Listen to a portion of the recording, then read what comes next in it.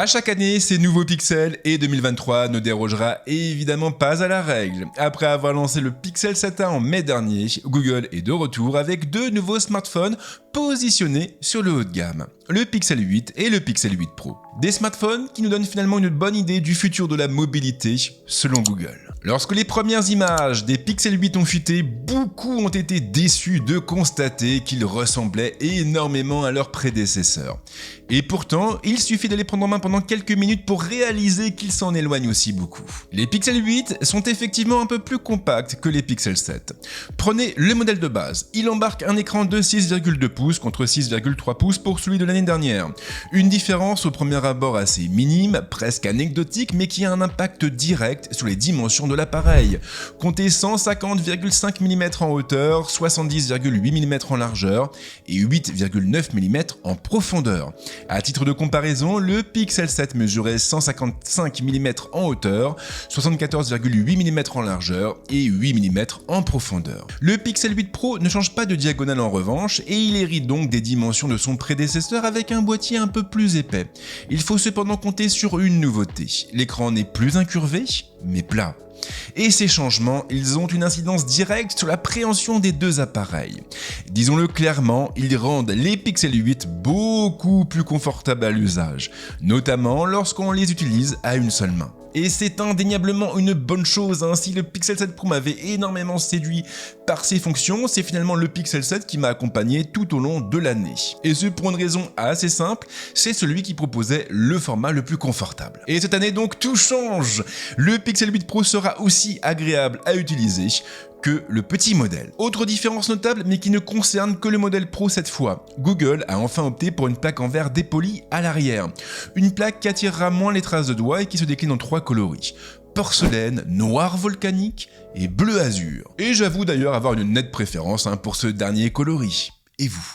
Le Pixel 8 n'a malheureusement pas droit au même traitement, il conserve donc une plaque en verre brillante.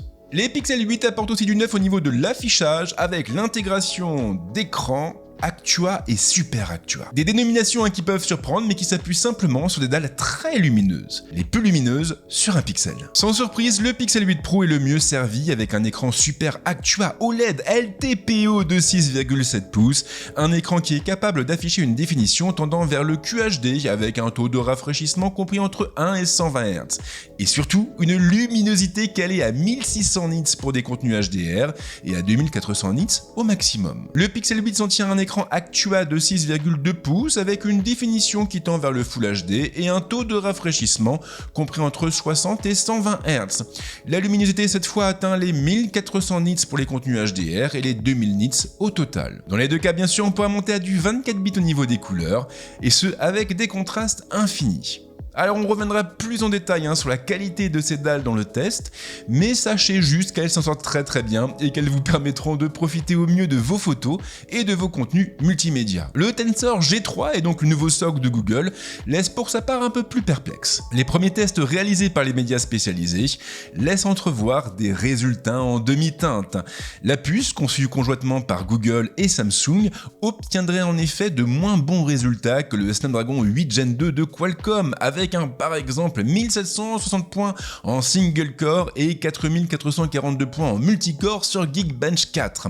Des valeurs qui finalement la placent plus proche du Snapdragon 8 Gen 1 Plus. Maintenant en fonctionnement je n'ai pas noté de latence particulière. Les Pixel 8 restent fluides dans toutes circonstances, que ce soit au niveau des applications, dans le multitâche ou même sur des jeux gourmands comme Call of Duty Mobile, ce qui est plutôt positif. Reste maintenant à savoir comment les pixels vont se comporter à l'avenir. Google a frappé très fort en annonçant que ces deux téléphones seront maintenus à jour pendant 7 ans et donc jusqu'en 2030. Mais on peut raisonnablement s'interroger sur leur performance d'ici 5 ou 6 ans. Cela étant, j'ai une toute petite idée sur la question, mais ça on en parle un peu plus tard. L'autonomie reste correcte sans pour autant révolutionner le genre, mais là encore nous en reparlerons dans le test complet de ces deux appareils. Pour l'instant et d'après mes premiers essais, mes premiers retours, les Pixel 8 peuvent espérer tenir une grosse journée avec des usages mixtes. La charge de son côté reste assez lente. Le Pixel 8 ne pourra pas dépasser les 27 watts contre du 30 watts pour le Pixel 8 Pro, soit à peu de choses près la même puissance de charge que les iPhone 15. Comme souvent avec les pixels, c'est finalement le moment où l'on presse le déclencheur de l'appareil photo, où tout bascule, ou plutôt c'est le moment où la magie survient. Les pixels ont toujours été très bons en photo, mais pas uniquement grâce à leurs capteurs et leurs optiques. Leur force se trouve ailleurs, du côté des algorithmes de la firme. Et les Pixel 8 ne font pas exception à la règle. Ils sont capables de produire des photos de très bonne qualité. Des photos de très bonne qualité, mais surtout des photos au rendu très naturel. Google a fait le choix d'opter pour des couleurs neutres. Le piqué pour ça paraît omniprésent, du moins une fois que le traitement logiciel est terminé. La mise au point se montre en revanche parfois capricieuse, même en pleine journée et dans des conditions lumineuses idéales. Il sera donc indispensable de conserver les téléphones immobiles jusqu'à l'enregistrement de la photo. Alors cela peut surprendre, mais je tiens tout de même à préciser que j'ai eu les Pixel 8 en avant-première. Et cette vidéo en l'occurrence, elle est tournée plusieurs jours avant leur sortie. Ce qui veut également dire que mon test repose sur des versions préliminaires de la plateforme et des logiciels embarqués, notamment celui de l'appareil photo. On fera donc un point plus complet dans mon test et c'est sans doute le bon moment pour vous inviter à vous abonner.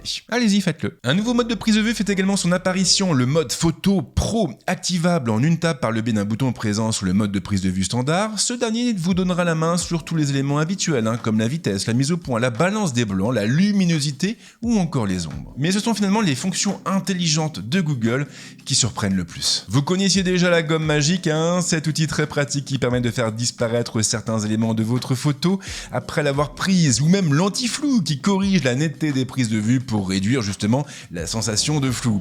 Et bien maintenant, il faudra aussi compter sur de nouveaux outils encore plus intelligents. Comme meilleure prise, par exemple, qui permet de modifier l'expression d'un ou de plusieurs sujets pour agrémenter vos clichés, ou encore toutes les nouvelles fonctions dédiées à la vidéo. Et ici, je vous le dis, les vidéastes en auront pour leur argent. Avec la gomme magique audio, ils pourront nettoyer la piste audio de leurs vidéos pour augmenter ou réduire les voix, la musique ou encore les bruits ambiants. Mais c'est surtout le mode vidéo boost qui risque de changer pas mal de choses. Réservé aux plus grands des Pixel 8, ce mode ne s'appuie pas réellement sur le téléphone, mais plutôt sur le cloud de Google. Et il vise tout simplement à améliorer nos vidéos en ajoutant un traitement HDR+, image par image. Concrètement, donc, lorsque vous souhaiterez améliorer vos vidéos, vous devrez activer la fonction et vos clips seront automatiquement envoyés sur le cloud de Google pour être traités. Une fois l'opération terminée, ils seront directement accessibles dans Google Photos. D'après la firme, le traitement durera en moyenne une dizaine de minutes, mais tout dépendra bien entendu de la longueur de vos vidéos. Alors sur le plan technique, cette fonction pourrait être étendue à l'ensemble des pixels, mais Google a fait le choix de se focaliser sur le gros modèle. Alors pourquoi, me direz-vous? Eh bien, pas uniquement pour vous inciter à l'acheter. En réalité, cette fonction risque d'avoir un coût énorme en termes de traitement, puisque derrière, Google aura besoin d'une très grosse infrastructure. C'est donc aussi un moyen pour la marque de réduire un tout petit peu la douloureuse. Google, vous le savez sans doute, a pris un véritable virage dans sa stratégie. Et après avoir passé des décennies à indexer le web et à trier les pages des sites, la firme veut désormais rendre ses services plus intelligents. Et si elle a toujours eu une véritable appétence pour l'IA au sens général du terme, elle en a désormais fait son cheval de bataille. Alors cela vaut bien sûr pour son moteur de recherche et l'ensemble de ses services en ligne, mais également pour les smartphones de la gamme Pixel. Et c'est vraiment frappant sur cette dernière série avec les fonctions que je viens de vous présenter. Mais il faut aussi voir au-delà de ce que Google a annoncé. Et pour moi, c'est finalement le mode vidéo boost qui est le plus représentatif de la stratégie de la marque. En déportant les gros traitements sur le cloud, Google peut potentiellement gommer toutes les limitations techniques intrinsèques à la fabrication de puces mobiles. La sacro-sainte IA faisant exploser le plafond de verre que redoutent tous les fabricants de semi-conducteurs et bien sûr par extension tous les constructeurs de smartphones. Et avouez qu'il y a de l'idée, imaginez un smartphone capable de répondre à tous nos besoins courants, mais pouvant aussi se tourner vers le cloud pour proposer des fonctions qu'il ne serait pas capable de proposer autrement. C'est un peu un goût de futur, vous ne trouvez pas? Parce que pour le coup, ça veut dire que même un Pixel 7a pourrait prétendre à ce genre de service. Un service qui pourrait rapporter beaucoup d'argent à Google avec un abonnement adapté. Et surtout une bonne vision commerciale derrière. Et le moment semble donc bien choisi pour parler d'argent et pour parler bien sûr du prix des Pixel 8.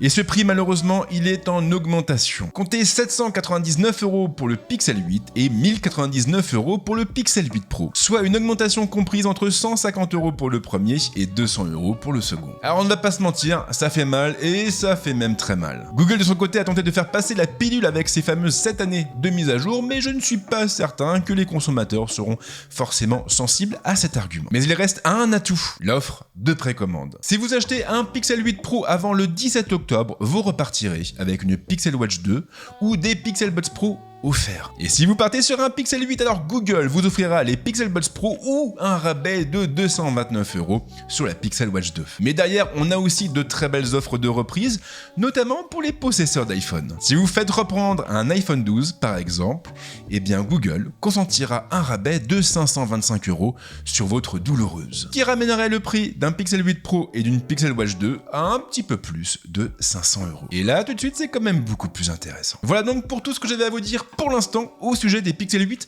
Comme d'habitude, si vous voulez soutenir mon travail, ce n'est pas compliqué. Tout ce que vous avez à faire, c'est de liker la vidéo, de la commenter et bien sûr de vous abonner à la chaîne. Plus nous serons nombreux et plus je pourrai vous proposer de contenu. C'est comme ça que ça marche. Et en ce qui me concerne, comme à l'accoutumée, je vous souhaite de passer une très bonne semaine ou un excellent week-end et on se retrouve très vite avec d'autres contenus ici et ailleurs. Ciao.